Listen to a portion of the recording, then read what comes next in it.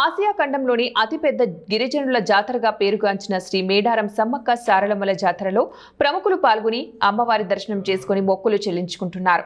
రాష్ట్ర గవర్నర్ జిష్ణుదేవ్ వర్మ, రాష్ట్ర పంచాయతీ గ్రామీణ అభివృద్ధి శాఖ మంత్రి దనసరి అనసూయ సీతక్క కుటుంబం సమేతంగా అమ్మవార్ల దర్శనం చేసుకున్నారు.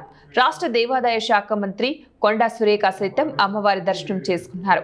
ఎంపీ బలరాం నాయక్, పినపాక శాసనసభ్యులు పాయ వెంకటేశ్వర్లు, సికింద్రాబాద్ కంటోన్మెంట్ శాసనసభ్యులు గణేష్, భూపాల్పల్లి శాసనసభ్యులు గంట్ర సత్యనారాయణ మేడారం జాతరను సందర్శించి అమ్మవారి దర్శనం చేసుకున్నారు.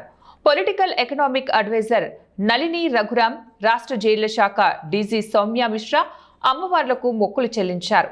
British deputy high commissioner Gareth Wynn Owen అమ్మవారిని దర్శనం చేసుకున్నారు. బ్రిటిష్ డిప్యూటీ హై కమిషనర్ కు గద్దల వద్ద జరిగిన నూతన కట్టడాల అభివృద్ధి గురించి, అందులోని విశేషాల గురించి మంత్రి సీతక్క వివరించారు.